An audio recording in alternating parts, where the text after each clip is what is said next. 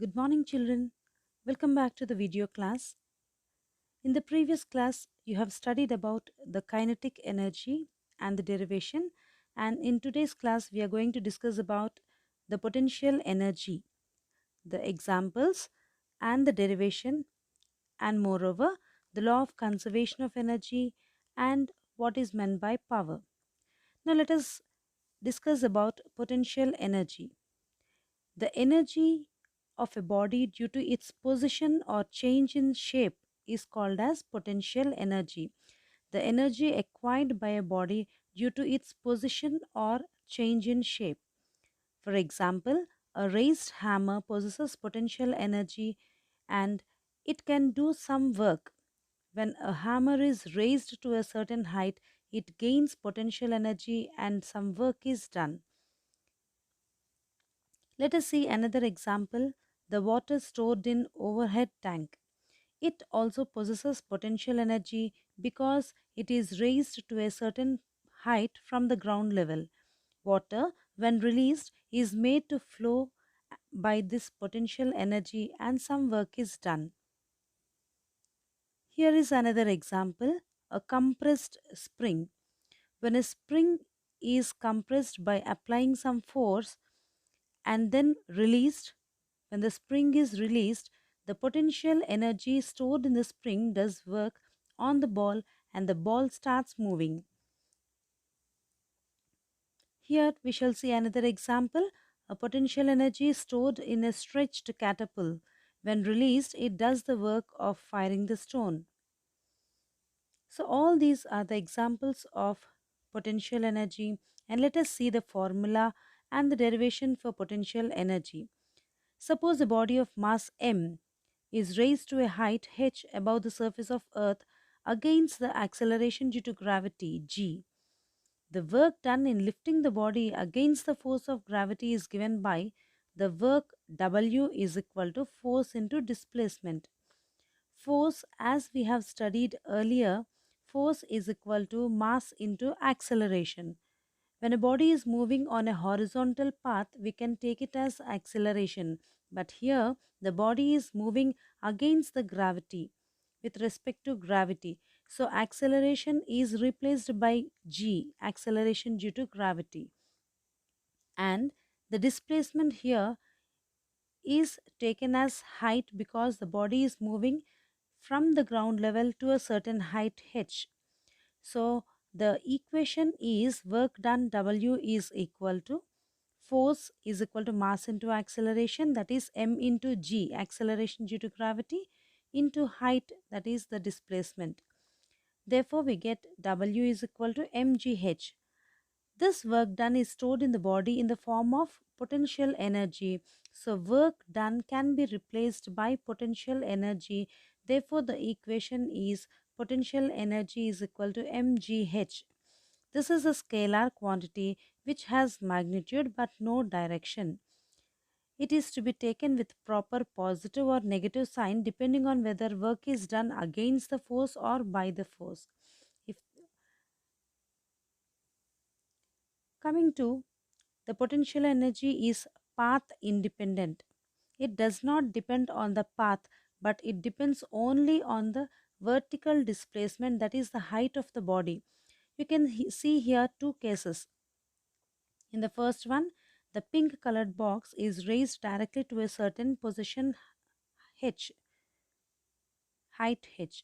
In the second case, m is moved to a certain position and then again towards its right and again then up. So in both the cases, the body is moved only to a certain height h, but the path is different.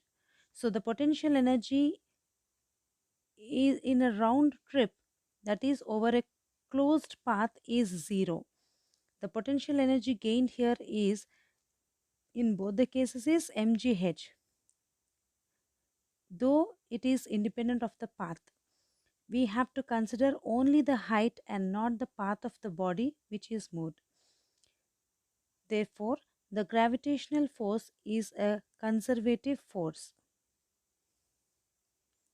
Coming to what is meant by power. Power is defined as the rate of doing work or the energy consumed by a body. So, the rate of doing work is called as power. Power also can be defined as the rate of conversion of one form of energy into another form of energy. So, the same power can be defined in two terms, one in terms of work and another in terms of energy. So, we have two equations here. Power in terms of work is work done by time taken, that is P is equal to W by T. And power, the second equation, power is equal to energy consumed by time in terms of energy. So P is equal to E by T. When you consider both the equations, P is equal to W by T and P is equal to E by T. Here, work done is stored in the form of energy. Hence, both the equations are equal. And we have to note down certain points here. You can see power is a scalar quantity which does not have a direction. The SI unit of power is watt, W-A-T-T, watt, represented by capital W. And 1 watt is equal to 1 joule per second. The definition of 1 watt. 1 watt is the power when 1 joule of work is done in 1 second, or 1 watt is the power when 1 joule of energy is consumed in 1 second. 1 kilowatt is equal to 1000 watts and 1 megawatt is equal to 1 lakh watts. 10 power 6 watts. Another unit of power is called horsepower or HP. 1 horsepower is equal to 746 watts. And if you see the commercial unit of energy is different from SI unit of energy. The SI unit of energy is joule, and the commercial unit of energy which we use in our domestic purposes is kilowatt hour, which is also taken as unit. It is also considered as units. 1 kilowatt hour is the amount of electrical energy consumed when an electrical appliance having a power rating of 1 kilowatt is used for 1 hour. So we can see the derivation here. 1 kilowatt hour can be converted into joules. 1 kilowatt hour is equal to 1000 watt into 3600 seconds, that is 60 into 60 into 60, that equal to 3.6 into 10 power 6 joules. So this is the relation between commercial unit of energy and ordinary unit of energy. Coming to the law of conservation of energy. We all know that energy can neither be created nor destroyed, but it can be converted from one form to another form. Whenever energy changes from one form into another, the total amount of energy remains constant. Energy will not be destroyed or created. When a body is thrown upwards or dropped from height, the total mechanical energy, that is the sum of the potential energy and the kinetic energy at every point on its path, remains constant. So, let us consider a ball moving upward to a certain height h and then coming back to the same ground level. In both the cases, at any instant, at any point, if you see, it possesses both potential energy as well as kinetic energy, and the sum of potential energy and kinetic energy at any point is constant. Note that at the highest point of its motion, the energy is fully in the form of potential energy, and at the lowest point, the energy is fully in the form of kinetic energy. At all other points, the energy is partially potential and partially kinetic. The same example can be discussed in simple pendulum. Here you can see a a thread and a ball hanging to the thread. This is called as a simple pendulum, and when you move the bob to a certain distance and release it, the bob starts oscillating. During its oscillation about its mean position, it moves to a certain extreme position.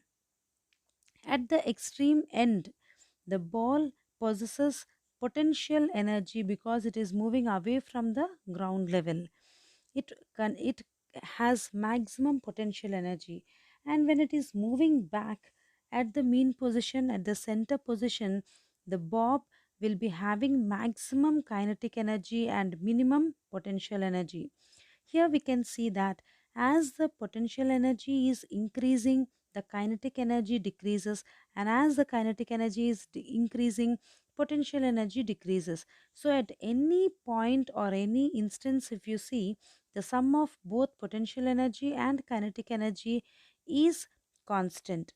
At any point, if you add the potential energy and kinetic energy, we get a constant value at any case.